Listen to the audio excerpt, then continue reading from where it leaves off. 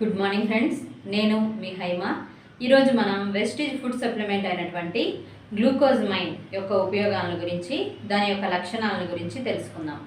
ఈ గ్లూకోజ్మైన్ సప్లిమెంట్ను ఎక్కువగా కీళ్ళ సమస్యలు ఉన్నప్పుడు వాడడం జరుగుతుంది.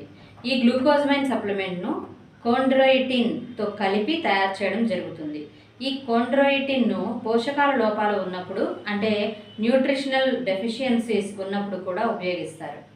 ఇది షార్క్ లేదా బోవిన్ నుంచి తీసుకోవడం జరుగుతుంది.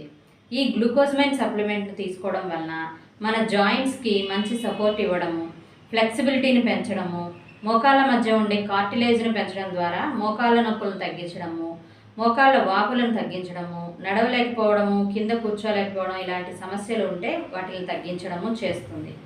జాయింట్స్ మధ్య సైనోవియల్ను పెంచడం ద్వారా మోకాళ్ళు మరియు కీళ్లకు ఫర్దర్ డ్యామేజ్ అవ్వకుండా కూడా కాపాడుతుంది.